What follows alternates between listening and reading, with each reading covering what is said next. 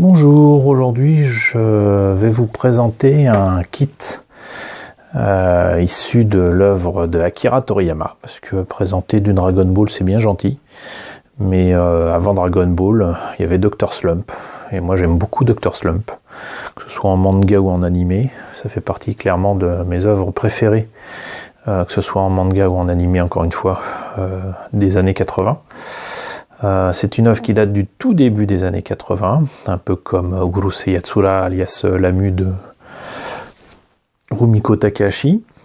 Et c'est vraiment très clairement une œuvre maîtresse. Il se trouve que j'ai acquis, il y a des années de ça, beaucoup de kits des années 80 de Dr Slump qui valent ce qu'ils valent, mais qui sont rigolos. J'ai une partie du village des pingouins, dans lequel vit cette brave androïde qui est Arale. Et non seulement j'ai le village pingouin, mais dans les années 2000, Bandai a eu la bonne idée de rééditer des kits représentant des illustrations d'Akira Toriyama, avec Arale et Gatchan, si je me rappelle bien. Et voilà. Alors, là, vous l'avez sous les yeux, j'ai évidemment cette maquette-là. Il y a d'autres maquettes qui représentent d'autres personnages, là, un espèce de robot très Gundam, un autre qui rappelle Tetsujin 28. Et je ne vois pas l'autre illustration. Enfin, je sais qu'il y a une autre maquette où Arale apparaît avec une espèce de kangourou, de grosse souris, je ne sais pas. Enfin, là, donc, elle est à dos de dragon, très clairement. Dos de lézard, et écrit Fantasy Dragon. Le seul truc que je reproche éventuellement, c'est que l'illustration semble avoir été refaite sur ordinateur et pas de la meilleure des façons. Là, c'est de l'aérographe Photoshop de très mauvaise qualité. Enfin, je trouve les traits, la façon dont ça a été fait. Limite, si j'avais appris que c'était une boîte refaite et un kit pirate fait par nos amis thaïlandais, vietnamiens, coréens, chinois, j'aurais pas été étonné outre mesure, parce que franchement, vu de près, l'illustration est moche, franchement super laide. Voilà, ça c'est un dessin fait par quelqu'un qui vient d'apprendre à utiliser sa tablette graphique, et c'est vraiment très très moche. Quoi qu'il en soit, c'est pas l'intérêt qui me porte ici, c'est pas comment dirais-je, l'artbox. Loin de là, même si j'aime beaucoup les maquettes avec de belles illustrations. Ça, très sincèrement, je m'en fous. Ce qui m'intéressait, c'était d'avoir la maquette. Et la maquette en question, en plus, elle vaut, comme vous voyez ici,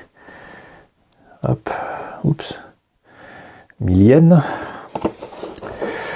Et ce qui nous fait à peu près dans les 8 euros, 8-9 euros. Voilà. Et voilà ce que c'est supposé donner une fois terminé. Voilà. Et il suggère même éventuellement, si on veut pas s'emmerder avec des couleurs réalistes, de le faire carrément en bronze. Voilà. Je vais ouvrir la boîte et on va voir ce que ça donne à l'intérieur. Alors déjà, avec la notice de montage, ce qu'on note, c'est que c'est un document qui doit se lire comme ça pour le montage, mais qu'ici on doit retourner.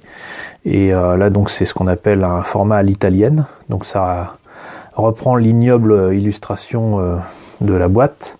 Et sinon on voit que cette illustration quand même reprend l'exact ou presque exacte pose des personnages dans la maquette, sauf que Gatchan est à pied au lieu de voler.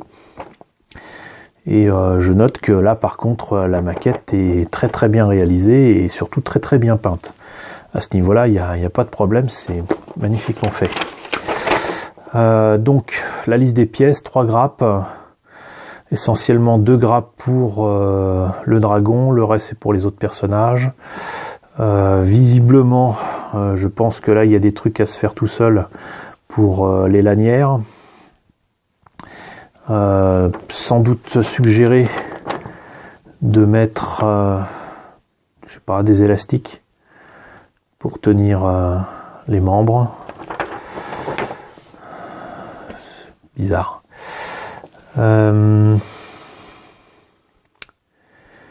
Apparemment, il faut mettre l'intérieur de la bouche par l'arrière de la tête. Et l'arrière de la tête se bouge comme ça, là. Il y a les lanières qui correspondent donc à ces, je sais plus comment on appelle ça. Je suis désolé. Je connais pas les termes en question. Les brides, je crois que c'est brides. Les brides du dragon. Et visiblement, il les tient lui-même. C'est amusant.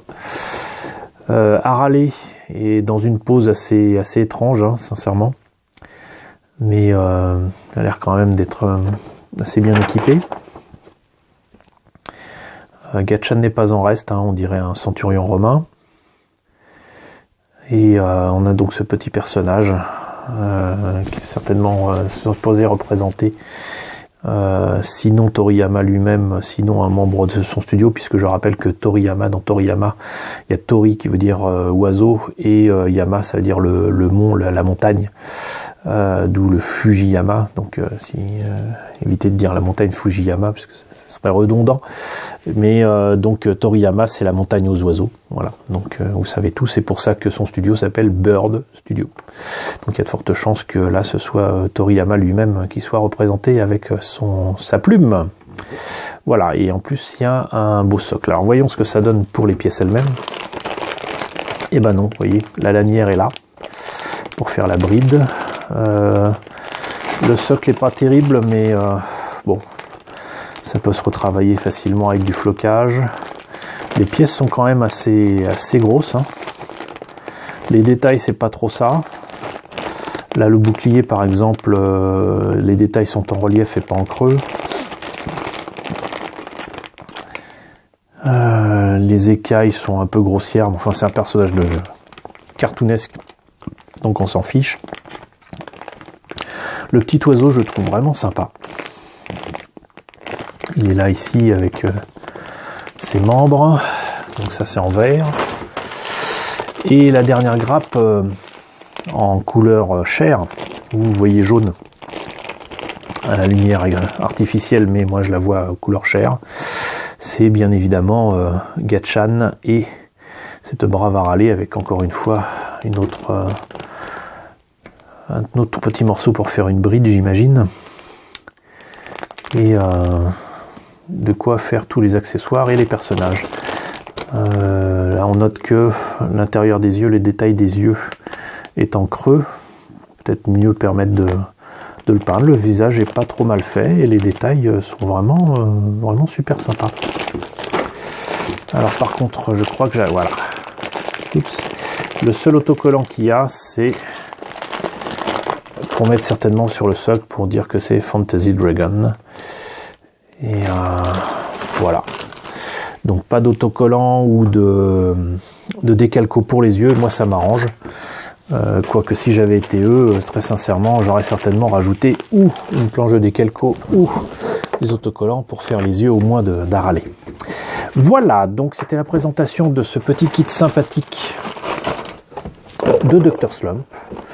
Une série et un manga que je vous conseille fortement, qui a précédé Dragon Ball, univers du village des pingouins, que l'on aperçoit aussi dans Dragon Ball d'ailleurs, puisqu'à un moment Son Goku, en poursuivant un des sbires du ruban rouge, qui est le général Blue, si je me rappelle bien, le général Blue, et ils vont tellement vite, ils vont tellement loin qu'ils finissent sur l'île des pingouins. Et donc du coup il y a une rencontre entre Haralé et Son Goku, voilà. Donc un épisode fort sympathique et très rigolo. Donc voilà, j'espère que cette présentation vous a plu. N'hésitez pas à me dire ce que vous en pensez dans la section commentaires, n'hésitez pas à partager la vidéo.